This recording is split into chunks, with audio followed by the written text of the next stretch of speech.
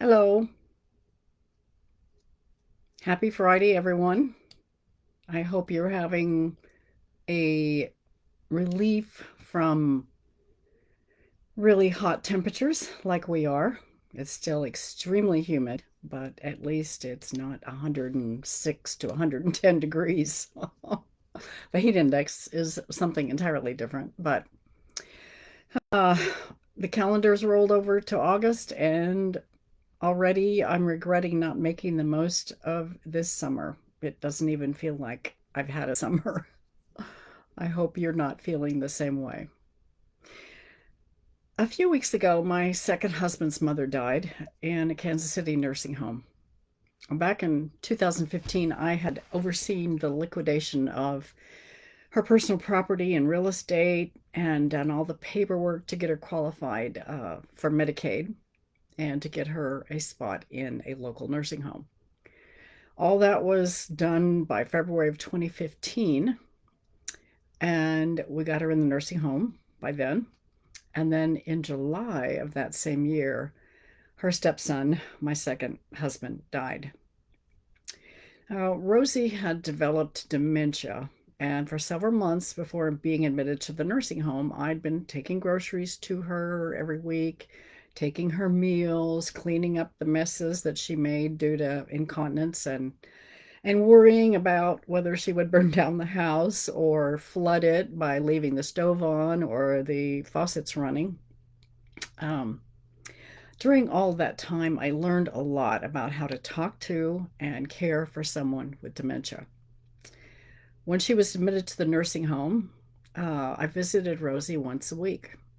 And even when I remarried in 2018 and moved to my current home, I continued to make regular visits to Rosie. I had her legal power of attorney, so I attended care meetings on her behalf with the nursing home staff. I bought her things that she needed, like a recliner. I brought her special treats like tamales and pork rinds, things that she loved since she was Hispanic. She grew up really enjoying those treats.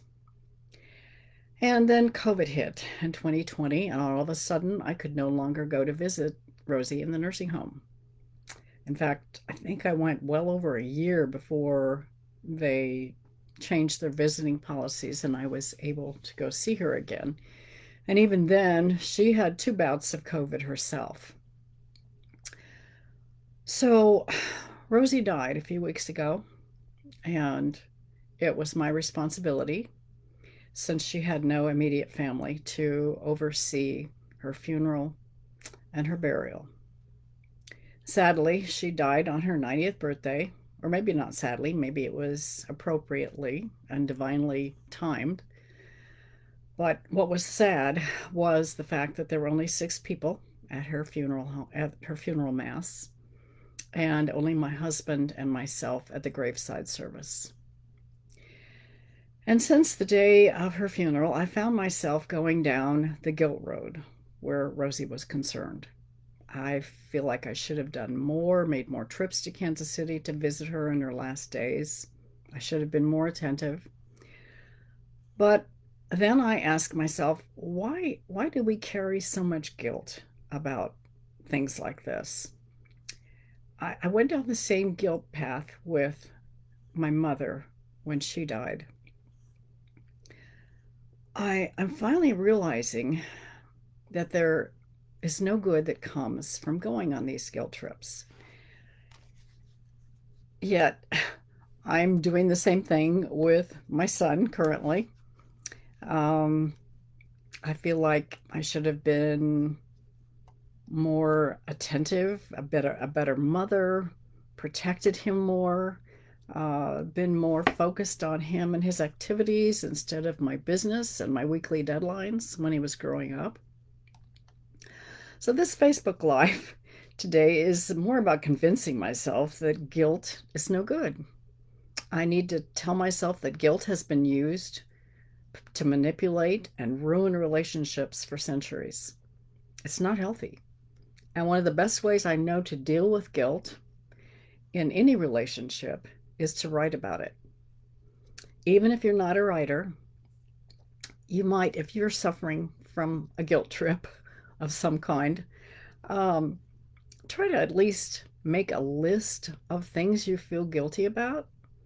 And once you make that list, try to get the story behind the guilt story. How did that guilt develop and why? I think you'll find that when you do a little bit of analysis, that the next thing that needs to be done for these guilt trips and this guilt list is to forgive yourself. If you can't seem to do that, pray about it.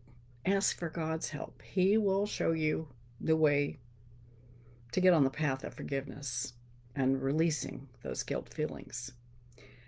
Just like any form of negativity, these guilt feelings have to be released.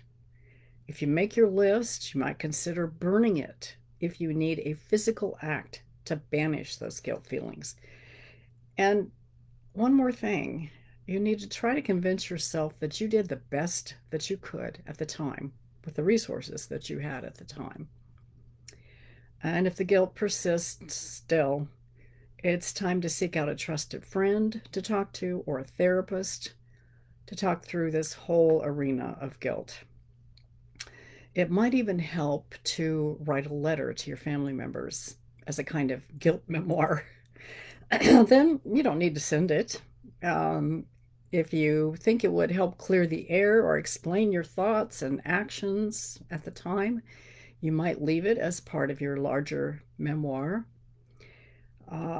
But I think you'll find that by releasing the guilt, writing it away, you'll be able to find more joy in the present moment, and you'll be more able to realize the love that you have surrounding you right now. If you have it in you to write poetry, that can help also. I'd like to share parts of a poem that I wrote recently about Rosie that addresses this guilt trip that I went on with her. At the same time, it helps memorialize her memory, at least in my mind. So the poem, of course, is called Rosie. Memories dance across my insomnia, peopling the bed with scenes of happier days, or so they seemed then. Rosie played on the fringes, all 4'9" of her, Hispanic hands on hips and a pout on her lips, and a lot of mischief in her eyes. She knew she had it good, or at least better than living out of black plastic trash bags at her sister's house in Armourdale. Better when she could rely on us to be her social life, bring her menudo and Mexican pastries on Sundays, and introduce her as Mom Rosie. Rosie is truly better now that she has softly faded into a quiet decline of oxygen and slowing pulse. Her new home awaits, fake marble, in concrete, in soil, while I lie on a bed of guilt trying to remember my last visit. I hope that doesn't end things today on too negative or sad a note, but I will tell you that it definitely helped me deal with my feelings of guilt. It helped me banish them. So I wish the best for you. If you are going on a guilt trip, please get rid of the guilt. You did the best that you could at the time and with the resources you had. In the meantime, I hope that you will find joy this weekend and see yourself surrounded in love. Have a great weekend. Bye bye. See you next time.